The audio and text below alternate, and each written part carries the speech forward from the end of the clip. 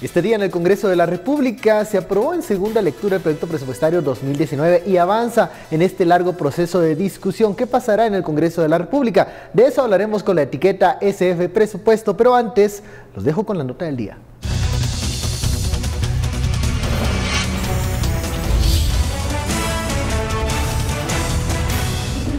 En etapa de primer debate se inició la discusión de las reformas al Código Procesal Penal para reducir el tiempo de la prisión preventiva a 1 año, que los mayores de 70 años sean liberados y que, en caso de salir absueltos, los señalados deberán ser indemnizados por el Estado. También debatieron sobre la ley para la reactivación económica del café. En segundo debate se habló respecto a la ley de presupuesto para el 2019, donde los diputados Ovidio Monzón y María Cristina Quinto se pronunciaron en apoyo a la educación.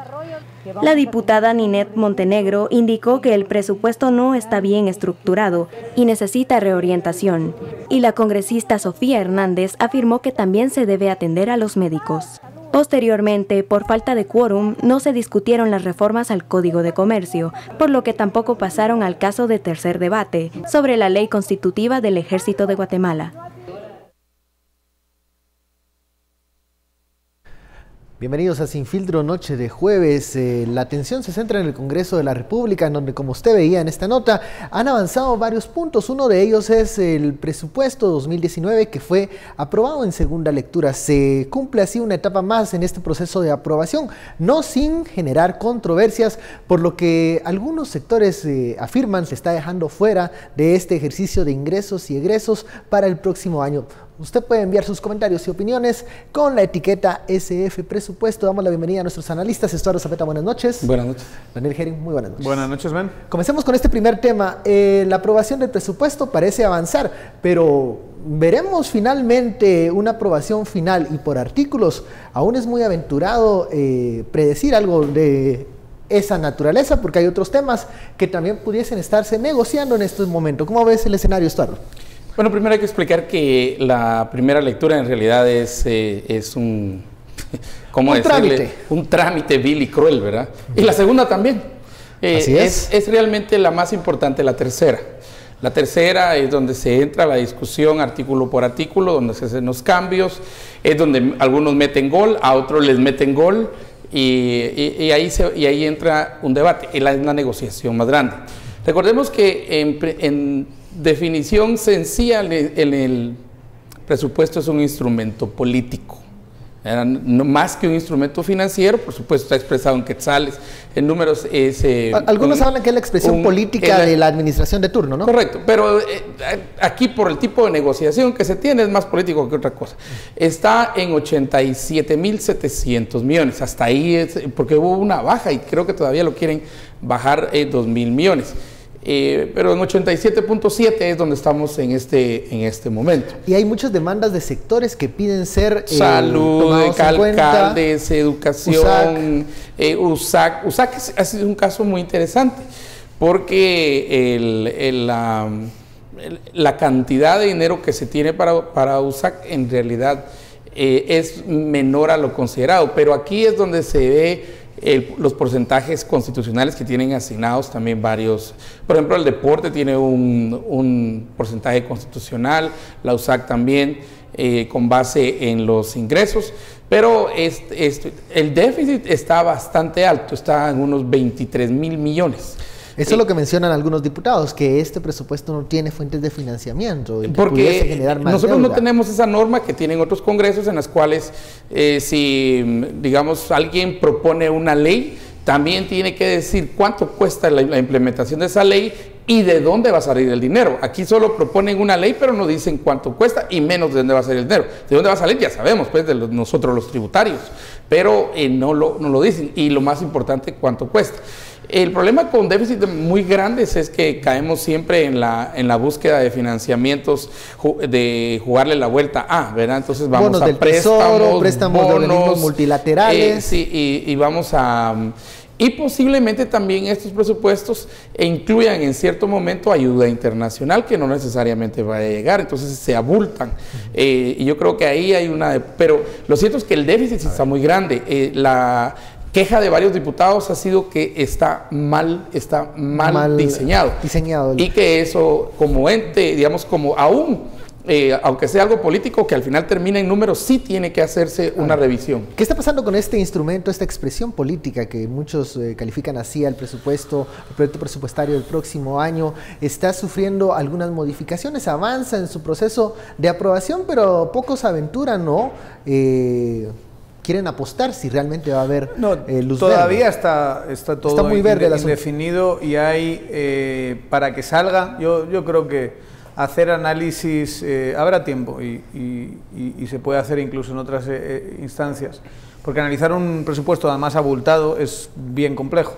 O sea, en principio uno diría que es bueno que tengas un presupuesto anticíclico, vamos a decirlo así, donde se gasta en un momento en el que se está en decadencia o en desaceleración económica. Pero también hay que pensar que ese gasto pues debería ser un gasto de calidad, un gasto lo mejor posible, con inversión productiva, infraestructuras, etcétera, etcétera. Pero bueno, creo que esa clase de análisis está muy bien, pero el análisis que hay que hacer es análisis político. Este presupuesto cae en un momento político, un contexto como siempre, pero un contexto político especialmente interesante. ¿Por qué? Porque tenemos elecciones en 2019. Entonces, uno asumiría que hay ciertos incentivos manejados por varios diputados y por partidos, donde se va, como es tradición, a utilizar promesas de contratos que serán ejecutados más adelante, pero promesas de contratos, de espacios presupuestarios para la aprobación, financiar campañas. Esa es la realidad, y es una realidad de nuestro sistema que el presupuesto público acaba de una manera indirecta, a veces incluso directa, financiando campañas electorales. Y hay una incertidumbre política muy grande. No tenemos lo que hemos tenido, es la primera vez en muchos años, pues yo diría que no hay un en la historia, que no hay un claro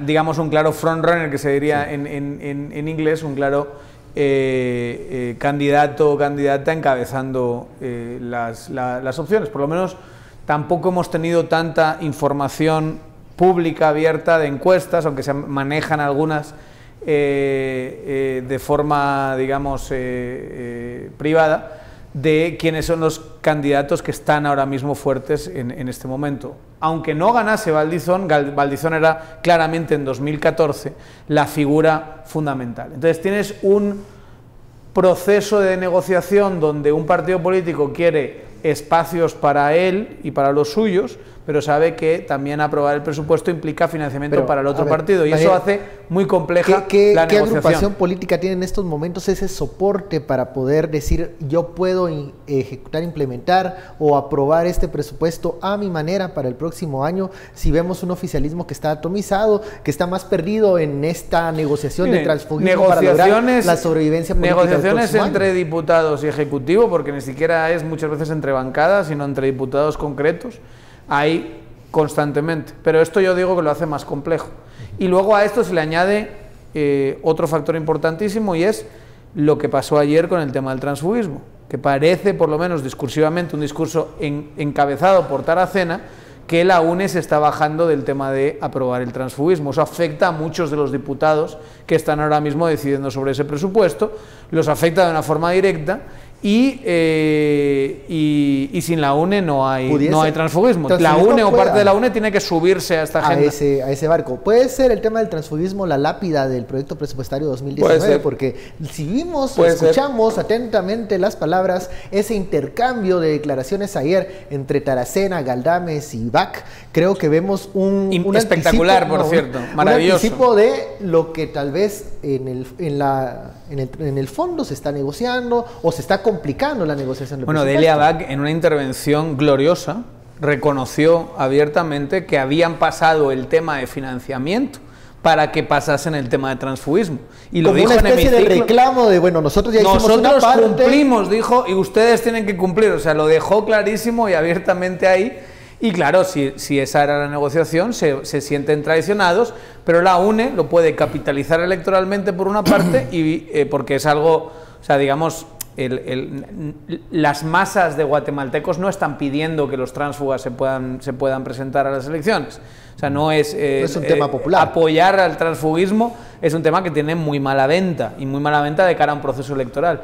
Y eso claramente beneficia a determinados actores que tienen partido y que van a seguir el mismo partido. Por eso muchos dicen que las palabras Aguirre Taracena no son de gratis, sino que tienen una intencionalidad que pudiese ser. No, pero la advertencia que dio fue directa. Ese proceso de modificación. Van a tener los votos para el transfugismo. Entonces, ahí lo que estás diciendo es correcto. Digamos, uno de los caídos en batalla primero va a ser precisamente el presupuesto. Y otras reformas que vengan y otras normativas. Pero el presupuesto, creo que UNE hace esto independientemente que le afecte, digamos, el presupuesto en el número, por ejemplo, de alcaldes que podría obtener. Digamos, si es correcta la proyección, es que muchos alcaldes serán reelectos, pero por UNE, porque la ley de transfugismo solo aplica a diputados, no aplica a alcaldes. El alcalde puede participar por un comité cívico, ¿verdad? Casi que si él o ella así lo quiere. Pero yo creo que ahí en la norma que decía Taracena, era que, y alegaba él, es mucho de lo que puede pasar al presupuesto. Y yo creo que el presupuesto es realmente la expresión más interesante. La segunda va a ser la junta directiva, que obvio es otro nivel de negociación. Y hay otra negociación que es la ley de aceptación de cargos, que están proponiendo paralelos ahí, pero paralelos van junta directiva y presupuesto en este momento, ¿verdad? Pero te digo, la ley de aceptación de cargos tiene unas modificaciones que es una forma sutil de meterte el pacto de corruptos otra vez. Es legislación para que se suavice lo más posible el escenario en los casos penales. O sea, pero ahí si bajo el mismo parámetro de Taracena, tampoco tendría mucho apoyo, ¿verdad? Porque si te fallaron en eso, entonces yo te voy a apoyar, por ejemplo, en el cambio de la ley de aceptación de cargos, ¿verdad? Es momento de una pausa. Seguimos hablando de lo que sucede en el Congreso de la República, donde se complica la negociación del presupuesto y otros temas. Junta directiva, regresamos con eso. Al volver, ¿cuál es el escenario en el Congreso de la República para la elección de la Junta Directiva, ahora que aparece un nuevo candidato?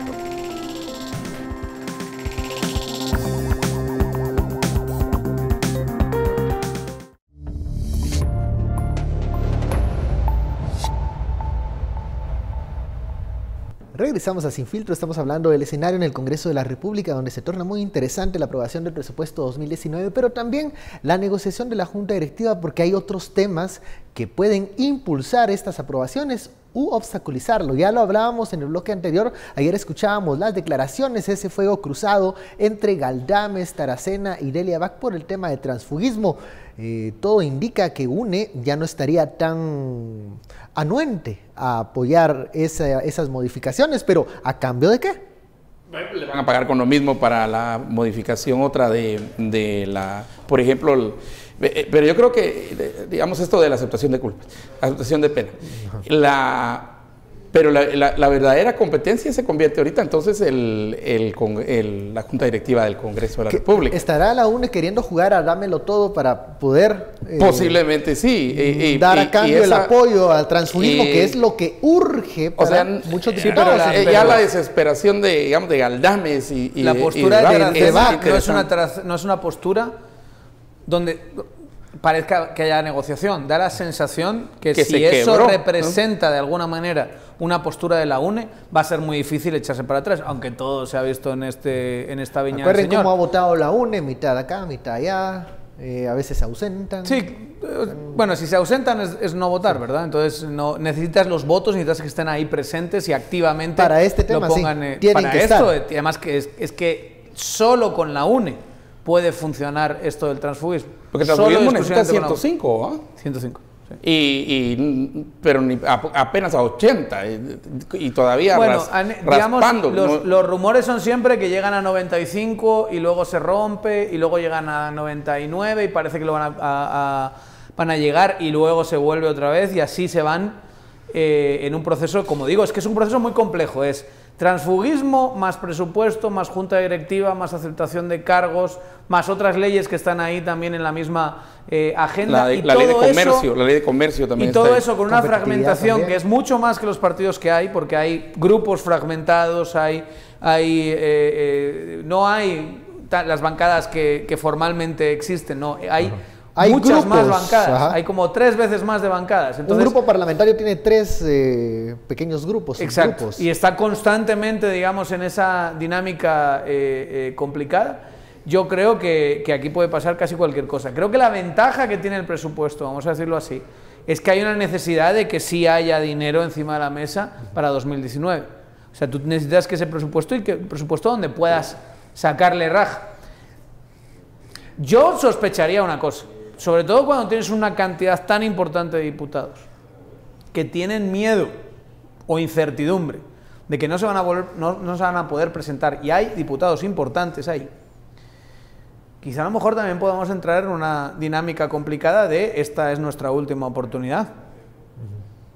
Subir la apuesta. Bueno, no es nuestra última oportunidad, de que es el último año que podemos estar aquí, y que aunque yo trabaje para que el año que viene se presente alguien afín a mí, no es lo mismo que esté yo. Y como estoy yo, voy a tener que sacarle lo que pueda a este presupuesto. Entonces me conviene de alguna manera que esté altito.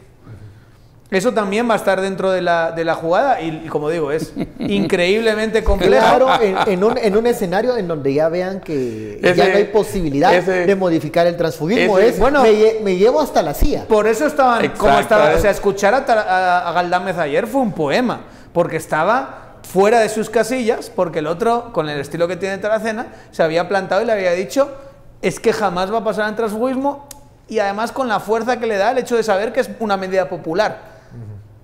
¿No? Estar en contra del transfugismo se vende muy bien políticamente. Ese escenario que pusiste primero es la ley de Hidalgo, bando quien deje algo. Es un escenario muy, yo no sé cómo decirle, en términos históricos sería el escenario de las encomiendas, cuando la ley ya no tenía las encomiendas vitalicias, sino que reduce el tamaño de las encomiendas y tienen que ser otros. Creo que esta es la primera ley antitransfugismo que tenemos y entonces los que estaban sacando tenemos 5 años solamente para sacar vacías también, entonces claro. Sí, puede ser, por eso la ley de Hidalgo, bando quien deje algo, ¿verdad? Y la ley de Herodes, ¿verdad? O te chingas o te jodes. Entonces ahí hay 2 leyes que empiezan a jugar ahorita. Puede ser digamos un escenario, puede ser el de las encomiendas, que cambia la ley, ya no son vitalicias, porque los que iban a reelección se sentían eternos y reyes, entonces ahorita es la única oportunidad que tienen, y dicen, no lo probemos en 87.7, subámoslo a 100,000, que es de todo. Entonces, la pregunta es que aunque ese sea el incentivo, ¿de dónde van a sacar los 100,000 millones? Y al final la recaudación no va a estar como a 62 por ahí, no va a llegar a eso. Préstamos, bonos y todo eso. Pero podrían tener el incentivo también de aprobarlo y subirlo, porque es la forma de apoyar a ciertos alcaldes que en todo caso sí no participan estos 4 años, pero nada les prohíbe que regresen dentro de 4 años. Eso no está prohibido. Eso no es. O sea, tienen un periodo así donde que no participan porque tienen que hacer con un partido con el que fueron electos, pero eso no significa que no participar en el 19 y ser electos no puedan regresar el 23. Ahora. Entonces, pueda que se dediquen a hacer la campaña desde el próximo año, pero para el 23, no para el 19. Y eso implicaría entonces tener alcaldes a su favor, tener COCODES, COMUDES, dar obras y todo eso, y darle larga a todo eso, pero también para el presupuesto 2020. Ahora, ¿UNES se puede quedar sin nada en esta negociación por esta postura? Sin junta directiva, sin presupuesto.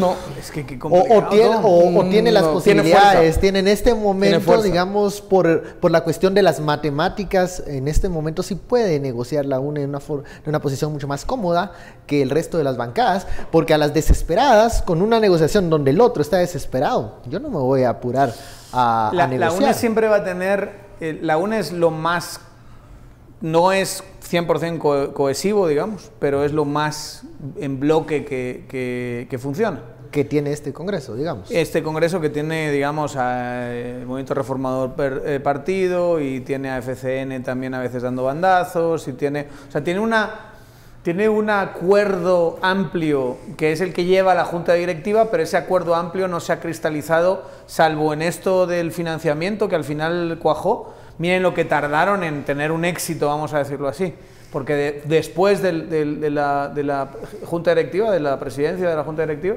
no lo consiguieron casi nada. Y la ventaja siempre de la UNE es que si ellos en medio de un proceso tan fragmentado pueden ir en bloque, siempre les da una ventaja importante, una capacidad de negociación. Hoy ha surgido un interesante actor, que es Montenegro, que es el negro Montenegro. Antes de entrar a analizar eso, veamos la nota de esta nueva planilla, a ver en qué cambia las fuerzas en el Congreso de la República. Fernando Montenegro, diputado del partido Encuentro por Guatemala, anunció en conferencia de prensa la gestión del control de una nueva junta directiva para la presidencia del Congreso de la República. Y básicamente lo que nos estamos planteando es que no estamos de acuerdo con la agenda que se está planteando en esta junta directiva, que lo hemos visto, que son agendas que no van de acuerdo a lo que el pueblo quiere. A nadie del pueblo, me imagino yo, que les interesa el tema del transfugismo, etcétera, y a nosotros nos interesa impulsar una agenda de empleo, nos interesa empujar una agenda que vaya precisamente orientada a crear fuentes de trabajo y a crecer la economía. No dio mayores detalles sobre cómo está conformada, pero afirma que se trata de una planilla multipartidaria. Está, creo, la bancada Fuerza, está otros, es decir, multipartidaria quiere decir que van a ser muchos más. El congresista afirmó que no cuenta con el respaldo de su partido. La declaración de ayer precisamente fue orientada a que tomaron la decisión de no participar, de no apoyar, pero creo que el país necesita en este momento el esfuerzo de todos para poder cambiarle el rumbo al Congreso de la República. Ante esto, la diputada y cabeza del partido Encuentro por Guatemala indicó que respeta su decisión, pero que su planilla no los apoyará. Nos vamos a abstener de apoyar a una u otra planilla para mantenernos en una posición de apoyar más bien la agenda legislativa. Sin embargo, el diputado Eric Lainfiesta, miembro de la misma bancada, aclaró que la opinión de Montenegro no es la de todo el partido y que está en discusión. No entiendo el por qué no participar. Si hay diputados que van a presentar una planilla digna, una planilla elegante, le podríamos llamar, una planilla que en verdad busque el desarrollo del país.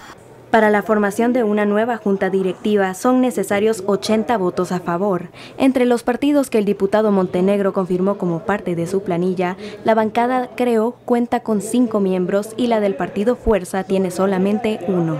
Por una Guatemala en paz, Adriana Ligorría y Noé Medina.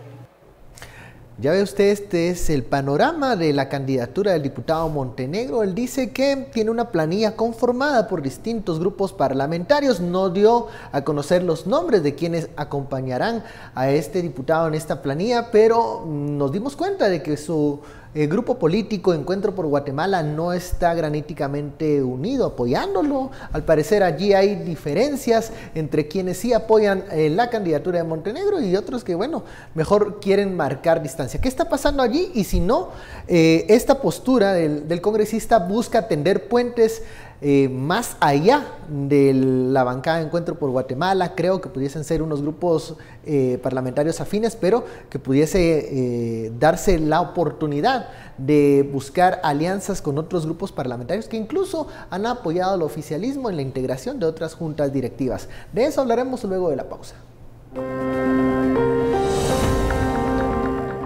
Hablamos de todas las demandas de los médicos también para el presupuesto 2019.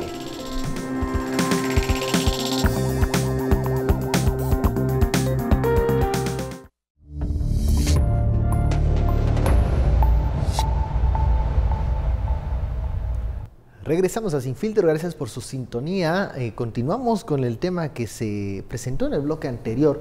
Un nuevo candidato busca la silla de la Junta Directiva allá en la 9ª Avenida del organismo legislativo. Se trata del diputado Fernando Montenegro, pero presenta esta candidatura con algunas características, unas peculiaridades que hablaremos en este bloque.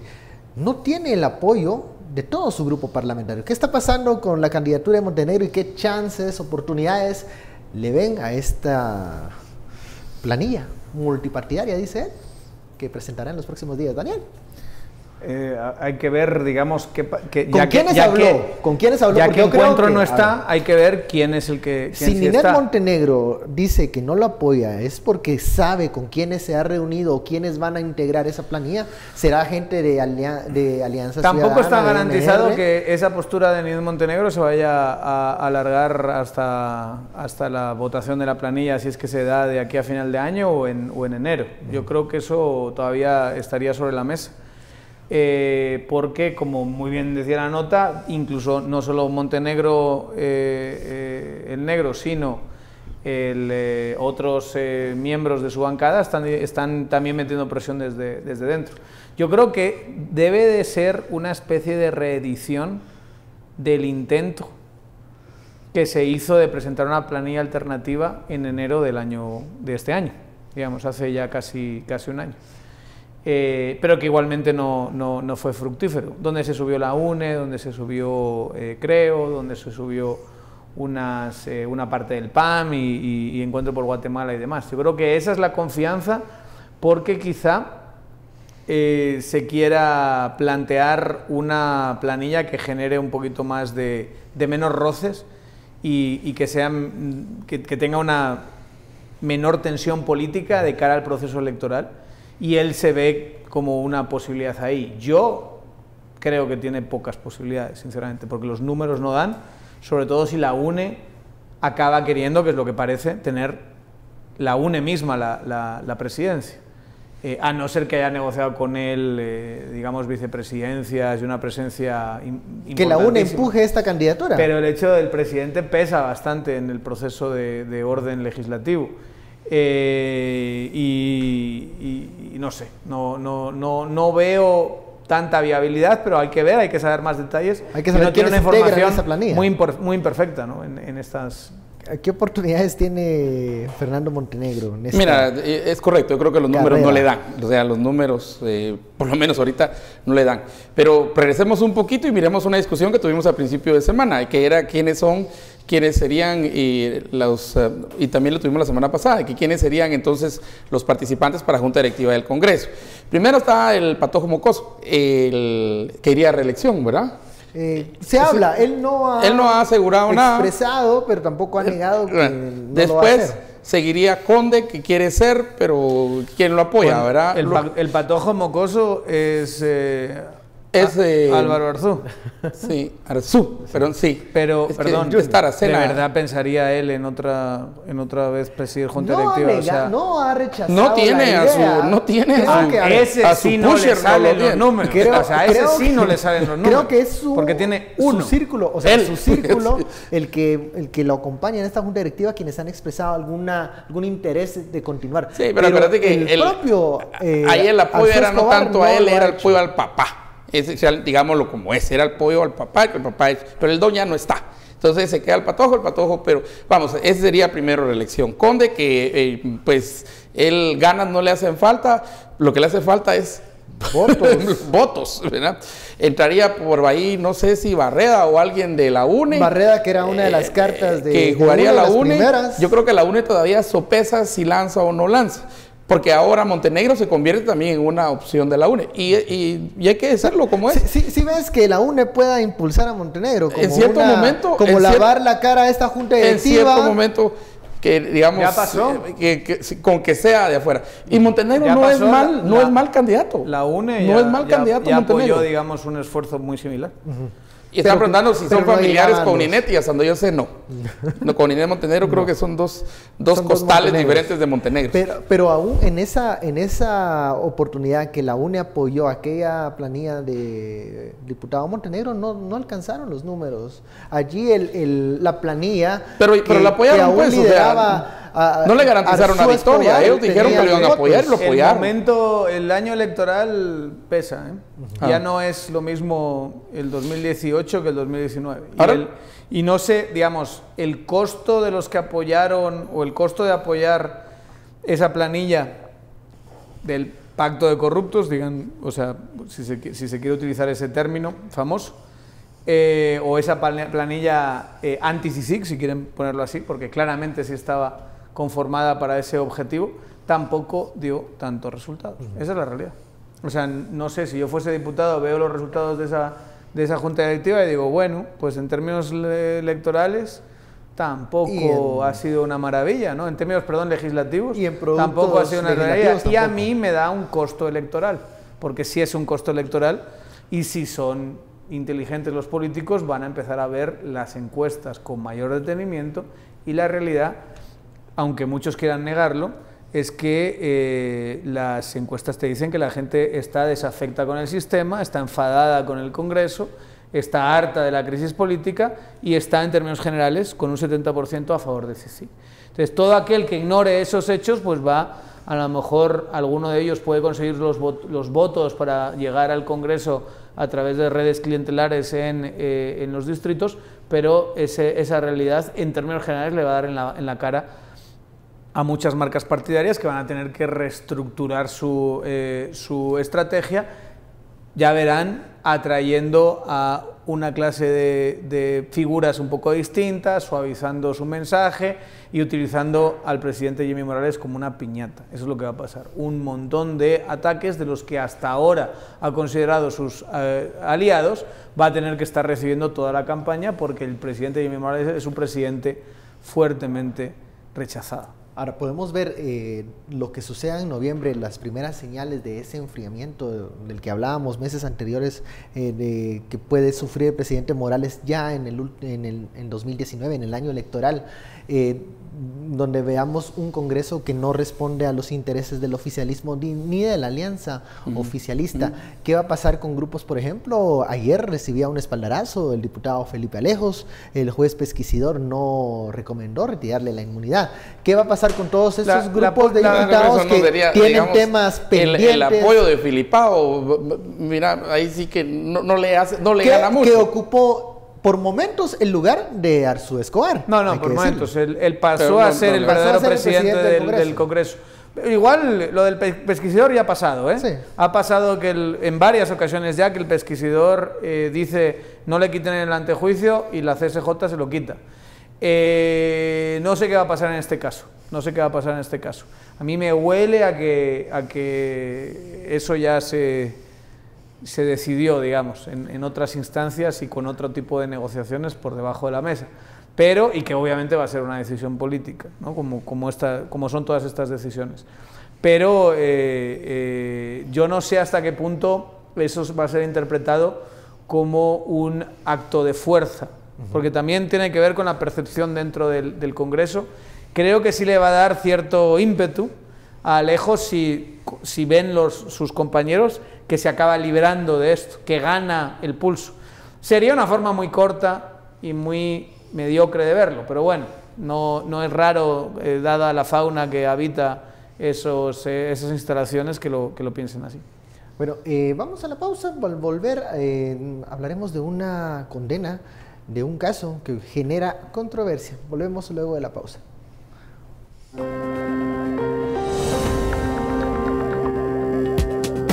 Hablando sobre estos temas, las exigencias de los médicos y también la condena del exdirector del sistema penitenciario.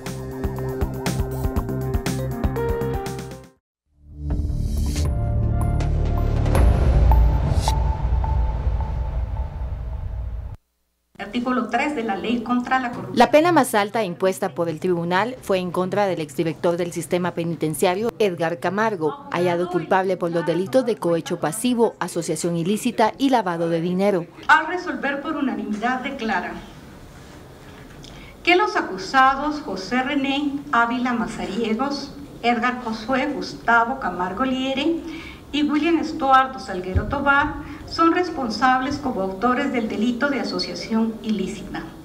A través de las pruebas presentadas por la Fiscalía, el tribunal comprobó que el exfuncionario estuvo vinculado con una red delictiva que se dedicaba a realizar cobros ilegales en las cárceles a cambio de beneficiar a reos. Existía un modus operandi para realizar el traslado de los reos en forma ilegal, a cambio de dinero, vehículos o inmuebles, según las circunstancias de cada preso y de su núcleo familiar.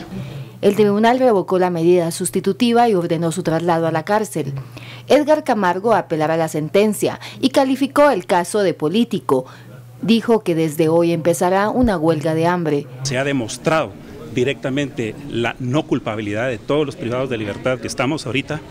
Es una ficción, un show político. Recordemos que cuando empezaron este caso, necesitaban tener un caso para que la CICIG continuara aquí en Guatemala, ¿verdad? Nosotros pues vamos a apelar como la ley lo indica para quitar esta sentencia, y a partir del día de hoy entro en una huelga de hambre hasta que el señor presidente nos saque a la CICIG de Guatemala. Además, el tribunal dictó una condena de 5 años en contra del ex subdirector del sistema penitenciario, Eddie Fisher, por incumplimiento de deberes. Por Guatemala en Paz, Suseli Contreras y Silvia López. Usted ve la nota de esta condena a 25 años para el exdirector del sistema penitenciario Edgar Camargo. Él rechazó esta decisión de la justicia y dice se declara en una huelga de hambre hasta que el presidente Jimmy Morales expulse a la Comisión Internacional contra la Impunidad en Guatemala. ¿Qué está pasando con este caso, conocido como caso Botellas, que nos relata una estructura que recibía dineros a cambio de traslados y otros privilegios en el sistema penitenciario? Stuart. Fueron de 5, 7, por ahí 8, hasta 22 años y medio. 22 años, 6 meses, y el que fue para Camargo, este caso. Es curioso cómo Lima, aún después de haber sido asesinado y todo, sigue acarreando todavía mucho de lo que estaba muchas de las personas que pasaron en la dirección de sistema penitenciario, subdirección, aún reos y todo eso, que de alguna forma tenían que responder a la organización interna que él había tenido. Y la organización que iba desde una cooperativa que era la Torre Fuerte, y ese es el caso, por ejemplo, con la Municipalidad de Guatemala. El caso Caja de Pandora. El caso Caja de Pandora, hasta, por ejemplo, el caso Botellas. Y hay otros casos también por ahí. Y yo creo que vamos a ver que estos casos son los que nos despiertan mucho la atención, un llamado de atención hacia el sistema penitenciario, por lo menos cómo debería ser y cómo en realidad directores y subdirectores en el sistema penitenciario tienen poco o casi nulo poder dentro de las organizaciones casi como que llegan locales. Llegan a acoplarse, ¿verdad? Sistema, mira, mismo Nicolás, pues, ¿verdad? Hecho, que los mismos mareros cuando fueron trasladados, pues le dieron su instrucciones y sentencia casi, ¿verdad? Y en realidad no duró mucho después de estos traslados. Entonces, creo que es un llamado al sistema penitenciario. Habrá una apelación de esta decisión. Aquí hay cohecho, las acusaciones son de cohecho, lavado de dinero, bueno, hay varias de estas, pero nos lleva otra vez al sistema penitenciario. La gran pregunta que hemos tenido aquí ya cuántos años que tiene Sin Filtro, y casi desde que iniciamos el sistema penitenciario y cómo vamos recicla a cumplir 3. Y vuelve, 3 años vamos a cumplir, y vuelve otra vez y este caso Botellas, el de Camargo, creo que es otro llamado de atención para los poderes internos dentro del sistema penitenciario. Y la pregunta es, ¿funcionarán aún estructuras similares o parecidas a estas o más fuertes sistema penitenciario en los centros carcelarios? ¿Qué opinas de esta condena, Daniel? Bueno, una condena más. Digamos, el discurso anti-CICIG acaba siendo una vez más totalmente contradictorio, porque si hubiese habido una solución, todo el mundo cacareando, todos los del discurso anti-CICIG cacareando que CICIG se cae, que los casos son débiles, que no hay sustento, que violan los derechos y demás. Y hay condena, y el discurso de este señor se demostró que éramos inocentes, solo que hubo una condena. Y dices, bueno, va. Puedes utilizarlo para A y para B, para una cosa y para la otra. Y yo creo que, igual que muchos que están hoy en el bando anti-CICIG teniendo un problema de comprensión, de interpretación de lo que está pasando, donde creen que sacar físicamente al comisionado detiene los casos, o la CICIG fuera expulsada definitivamente por Jimmy Morales va a hacer que él salga de prisión o que deje de tener 22 años de condena. Creo que están mirando a otro lado, están engañándose a sí mismos y van a acabar una y otra vez en decepción. Porque si algo hemos visto es que en los tribunales sigue avanzando la agenda marcada desde 2015 por la CICIG y hay cada vez más, y la verdad es que están cuajando en los últimos meses muchos casos. Curiosamente, desde que se fue el comisionado han ido cuajando muchos casos donde ha habido ya condena, y mes a mes van aumentando esa clase de casos, y por otro lado han seguido presentándose los casos entre MP y CICIG, y estoy convencido que van a seguir presentándose otros tantos más. Entonces, esta interpretación de que sacar a CICIG va a revertir todo este proceso es equivocada, es muy equivocada. Conforme avancen los meses, la jugada del presidente Morales de anunciar este fin de la prórroga de CICIG para septiembre de 2019 tenía este riesgo, que era todo este tiempo que iba a transcurrir desde el mes que lo anunciaba hasta el fin de esa prórroga. Y durante esos meses vamos a ver casos que se van a resolver como este. Y nuevos casos que aparecerán también. Y otros casos que aparecen. Que han estado apareciendo. Incrementa la presión sobre qué hacer con el tema CICIG. Incluso para los candidatos. Hay que decir, no, obvio. Más si tienes un nivel de aprobación de CICIG, que los candidatos que quieran la presidencia, candidatos distritales, pueden, mientras ellos sepan dónde conseguir sus votos, pueden decir lo que les dé la gana. Pero, digamos que Aldamez, mientras sepa que puede encontrar 40.000 votos en algún lugar de Quiché, puede seguir con su discurso. Pero un candidato presidencial que quiera, de forma creíble, ganar la presidencia con un discurso anti-CICIG, sabiendo que hay un 70% de los guatemaltecos que está a favor de CICIG, es un suicidio político. Va a tener que mover su discurso de alguna manera. Y ahí es donde yo creo que hay una gran posibilidad para marcas partidarias que se presenten como favorecedoras de la lucha contra la corrupción. O por lo menos no con un discurso tan anti-CICIG. No, es que vas a estar, digamos, tú puedes decir, Iván un discurso que te sume votos al final de cuentas, porque eso es lo que buscan. Pero lo que sea, pero vas a tener que darle el giro de decir, no, yo voy a garantizar que siga la lucha contra la corrupción, porque es una política pública muy apreciada. Sí, y fíjate que ha sido interesante que varios de los que se perfilan como candidatos o participantes ya para el 2019 empiezan a hacer en el tema de CICIG, en el tema de Iván Velázquez, a hacer una demarcación muy interesante. Y empiezan a separar a la institución CICIG de la persona, ¿verdad? Y he escuchado un par de estos que en teoría creo que van a ser candidatos o por lo menos quieren serlo, de decir que apoyan la continuidad de la CICIG, pero no necesariamente apoyan la continuidad de Iván Velázquez. Como un regreso a aquel discurso de 2017 donde era más todo enfocado en el comisionado y no en la comisión. Ahora el discurso cambió, el discurso era expulsemos a la comisión, y por ejemplo lo que hizo Cancillería con las visas de los investigadores ya te decía que era ya todo el grupo de trabajo. Ya va el grupo, un candidato entonces volvería al discurso anterior. Hemos otra vez vuelto a la presión al presidente. Justo antes de que hiciese lo que hizo el 31 de agosto, empezábamos a escuchar voces diciendo, se haga algo, tenga pantalones, saque a la CICIG, venga, demás, y tal. Que viene de determinados lugares que recogen, porque son lugares bastante periféricos y bastante poco importantes en la vida nacional, pero que recogen mensajes que sobre todo vienen de Congreso. Ahora hemos visto una reedición de esos mensajes. Termine lo que empezó, no lo deje a medias, ese tipo de cosas. Pero claro, estamos en un escenario distinto de presión. Ya Jimmy Morales no tiene el antejuicio ahí como un hacha esperando y tiene un delito de financiamiento suavizado. Entonces ya no es el mismo tipo de urgencia.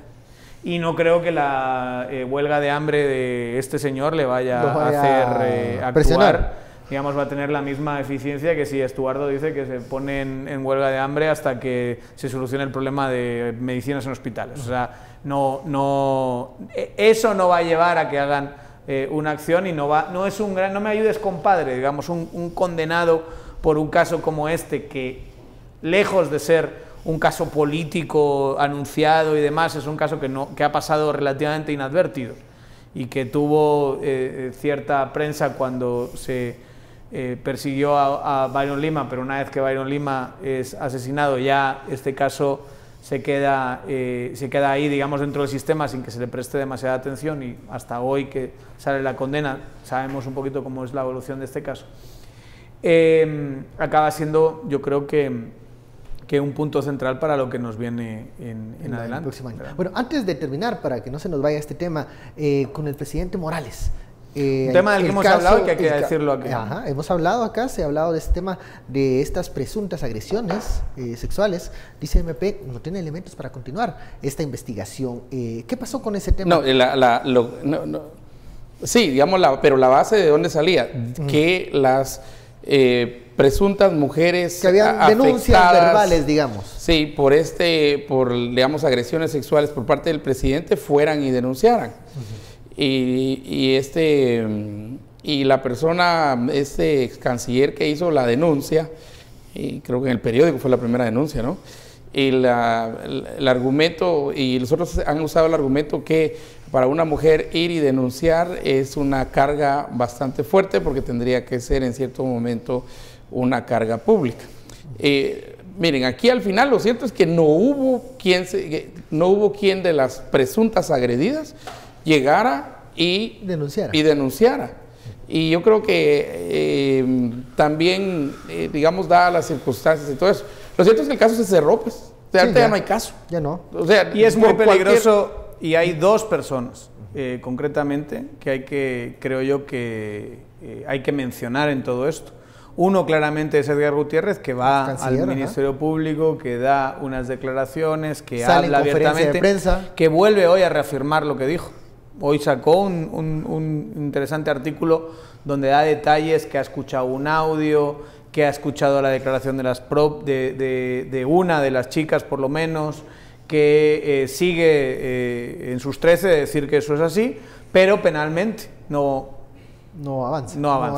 Y hay otro que escribe una columna bastante similar después de la primera que escribió Edgar Gutiérrez, que es Óscar Clemente Marroquín, que es además un personaje que está ahora cercano al proyecto de Tel Maldana y que suena como una figura fuerte dentro de ese proyecto. Y él hizo una acusación muy similar a la de Edgar Gutiérrez. Entonces yo creo que Edgar Gutiérrez ya lo hizo, pero creo que tienen que dar la cara, tienen que conceder entrevistas, tienen que volver a reafirmar lo que dijeron o pedir disculpas, y creo que esto abre la posibilidad para que el presidente también haga su propio proceso de denuncias, ¿no? Porque fue acusado directamente. Creo que estamos en un escenario donde en los próximos días, meses, quizás si hay audios, como dice Edgar Gutiérrez, pues se acaben filtrando. Eso también es un juego que creo que hay que poner encima de la mesa, porque puede pasar. Recuerde que aquí estamos en un caso, solo que eso era para un juez de la Suprema de Estados Unidos que era acusado también de violación.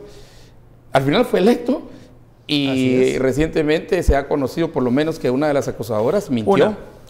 Era de las tres, una de las tres mintió. La fuerte que dio la declaración en el Senado, no. Sí. Era otra. Sí, era otra. Pero la forma en que mintió y la forma en que se envió la carta de manera anónima. Al presidente Morales tomando cartas en el asunto, luego de este tema que le incomodó en su momento cuando se le cuestionó? No me lo está pidiendo, pero ahí, como es muy bíblico, muy cristiano y muy evangélico, sí lo pondría en ese contexto para él. Supongo que le habrá afectado a la familia, supongo, pues esos temas afectan principalmente a la familia, ¿verdad? Esposa, hijos, padres, imagínate qué acusación. Pero creo que así se va y pelea, va a tener una reacción contraria. Creo que aquí tiene que ejercer, y voy a poner en los términos que utilizan los evangélicos, y les encanta a los evangélicos utilizar el término misericordia. ¿Ya?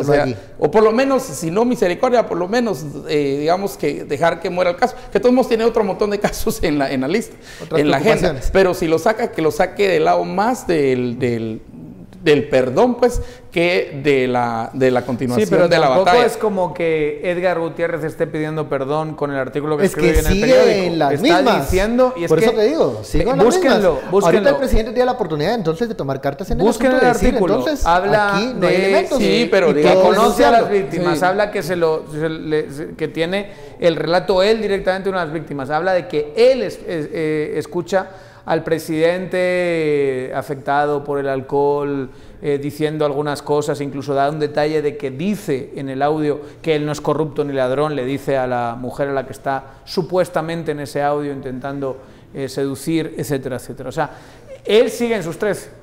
Y yo creo que el hecho de que esté siguiendo no está pidiendo perdón, ni está como, entre comillas, mereciendo misericordia, ¿no? Para seguir con los términos de Estuardo, y quizá para profundizar la verdad de esto debería presentar una denuncia. Bueno, hemos llegado al final de esta hora de análisis. Daniel, Estuardo, ahora los dejamos con María Luisa Gómez.